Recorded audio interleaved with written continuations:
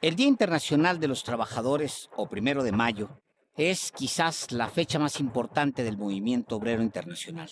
Hay marchas en las capitales del mundo, los trabajadores salen con sus hijos o no salen, pero disfrutan el asueto porque es festivo nacional en una mayoría de los países. La celebración tiene un origen noble como pocos. Recuerda los reclamos de mejores condiciones laborales y reivindica las causas que llevaron al derramamiento de sangre inocente en Chicago o en Río Blanco.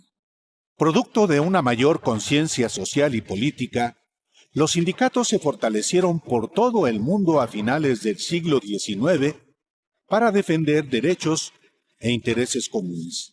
Sin embargo, las uniones obreras y campesinas fueron atrapadas en la segunda mitad del siglo XX por fuerzas mayores que las controlaron y que las usaron para fraudes electorales, que las redujeron a mazos represores o las pusieron al servicio de las élites gobernantes.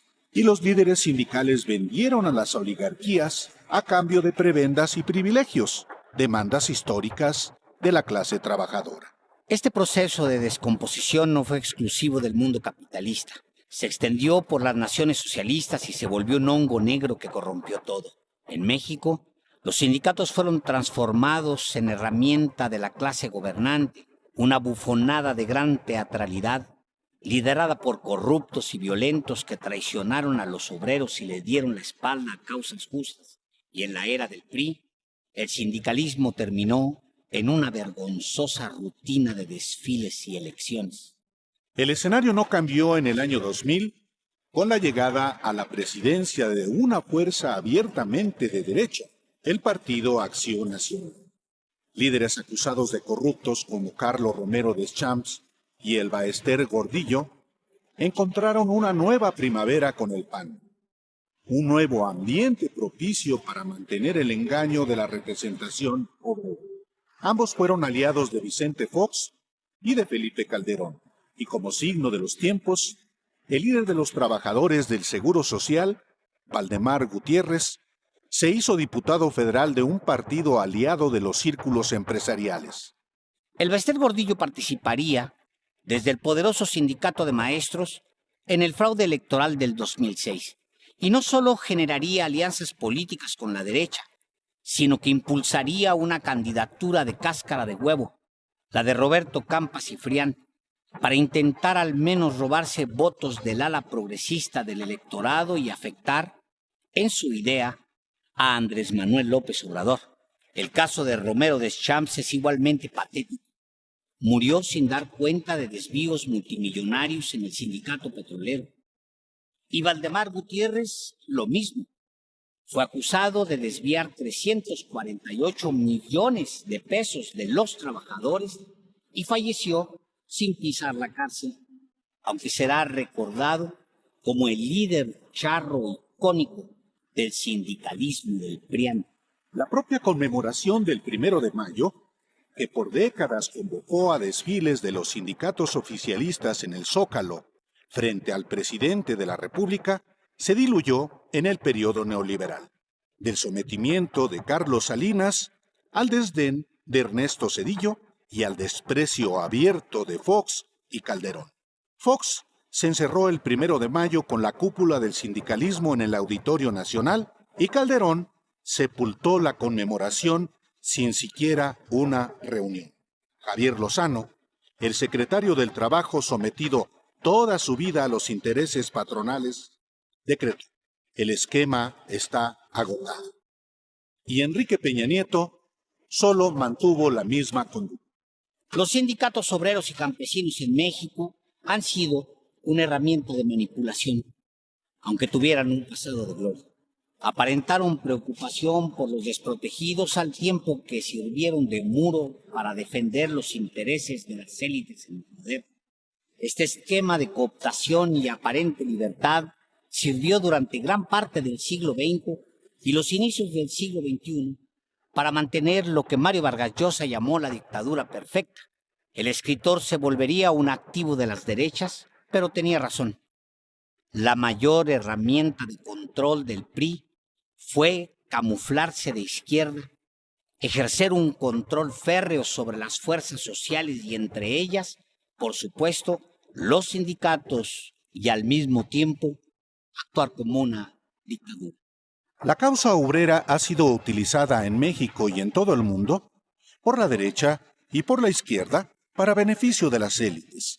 Los derechos se han negociado y los logros se han matizado por acuerdos de las cúpulas.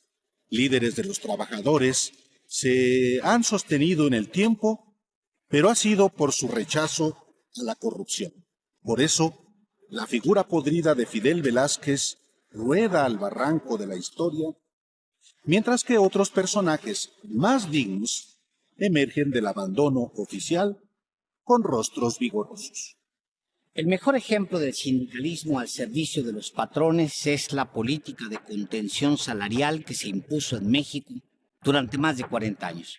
Entre 1976 y 1999, el salario mínimo perdió 75% de su poder adquisitivo y entre el 2000 y el 2018, los incrementos fueron casi iguales a la inflación, en perjuicio de las personas trabajadoras del país y sus familias.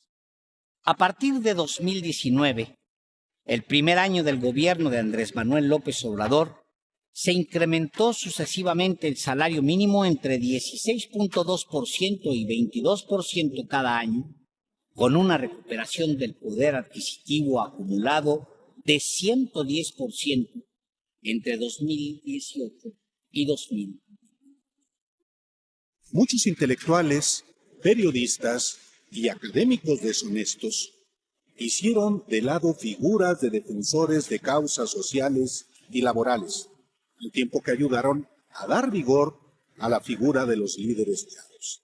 El siglo XX mexicano está lleno de estos ejemplos, pero aunque la figura de Ricardo Flores Magón no ha sido del todo reivindicada, nuevas generaciones pueden encontrarse más con ella. Y no es casualidad. Las causas que enarbolaron los anarquistas fueron tan simples, justas y directas que resistieron al tiempo. En junio de 1911, con una revuelta social en desarrollo, el revolucionario mexicano escribiría: quiero la igualdad, la verdadera igualdad, la económica, firme base de la libertad. Tal vez esté yo equivocado, pero protesto ante el mundo entero que soy sincero. Es por el llamado pueblo bajo por el que lucho. Que esto sea socialismo, que esto sea anarquismo. No me importan las denominaciones. Solo sé que mi conciencia está tranquila porque trabajo por la verdadera humanidad doliente, la pobre, la desheredada. Y este mensaje ha trascendido el tiempo. Así, el Día Internacional de los Trabajadores, o 1 de mayo, es un poderoso recordatorio de que los derechos ganados se defienden y de que, en cualquier momento, líderes sociales o políticos corruptos venderán a las mayorías a cambio de beneficios individuales. Esa es la lección que deja el último siglo de nuestra propia historia.